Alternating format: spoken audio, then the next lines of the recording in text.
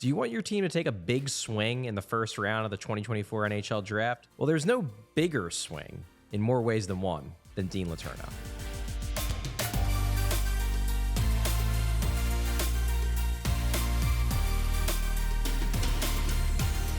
So who is Dean Letourneau? Well, he's a Canadian prep school project who has barely faced off against quality competition. He only has 2 USHL games to his credit in his draft year, mostly just racked up video game numbers against high schoolers. So why might he still be taken in the first round? Well, it helps that he's 6'7". Well, 6'6.5" per the combine numbers, but we're rounding up. He's 6'7". The point is, Dean Letourneau is huge. He potentially could grade out as a center, but he's at the very least an enormous forward with sky-high potential because he's not just big. He also has the kind of raw talent and raw playmaking skill that allows NHL scouts and NHL general managers to dream on his plausible upside, even if it comes with a lot of risk. So let's go into Dean Letourneau's strengths. We'll start out with the obvious one, his size. Letourneau is enormous, and that is going to bring inherent advantages for his game. He's going to have longer reach. He's going to have more power on his shots, in theory. He's going to have an inherent advantage in puck battles. And really, the key assumption that goes along with his size is that over time, he's going to grow into his frame. He's going to put on extra muscle, and he's really going to turn into a physical beast. And there's reason to believe that's very possible. Letourneau's played in multiple sports in his career. He's viewed as a legitimately really good athlete. And again, that speaks to the plausible upside that he has. Now, if we're talking about his skating, Letourneau isn't a great skater, but for his size, he holds his own. Acceleration can be a major problem for big guys, big defensemen, big forwards.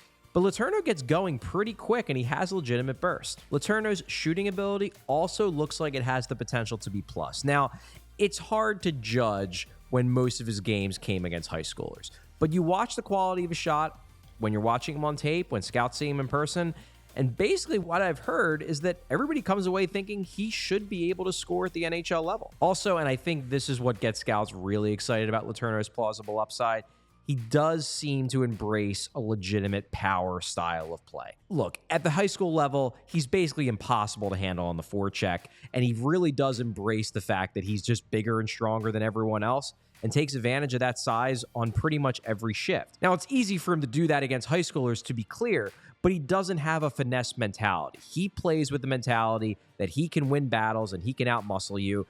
And that's a mentality that should, in theory, carry over to higher levels. So what are his weaknesses? Well, just like size is his obvious strength, the obvious weakness is the extremely low level of competition that he's faced thus far in his hockey career. It complicates everything. Is he actually a good prospect, or is he just very large and benefiting from beating up on low-quality competition?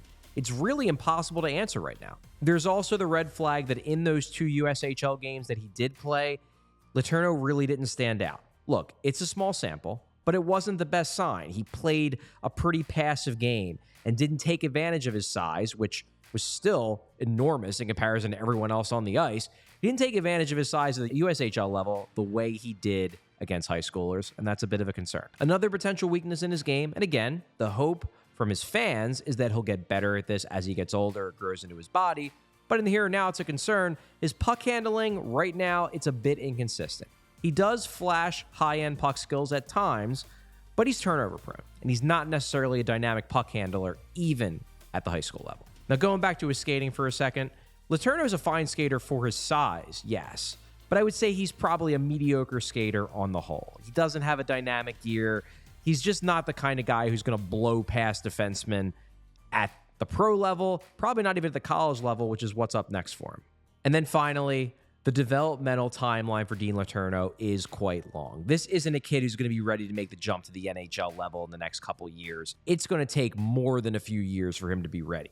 He's a project, and teams know that. But if you're a team that's looking to try to get a guy that's going to help you win now, you're a contender looking for immediate help, Dean Letourneau is not the type of prospect you're necessarily going to want to pick. In the end, Dean Letourneau is one of the riskiest prospects in this draft.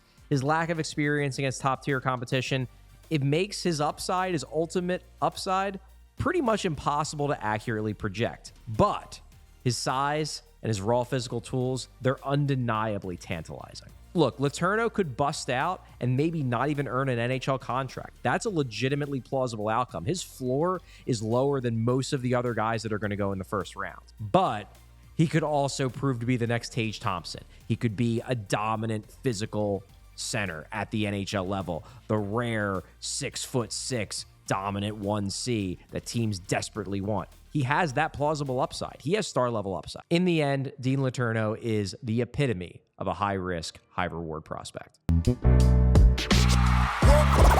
all silly like the mayor.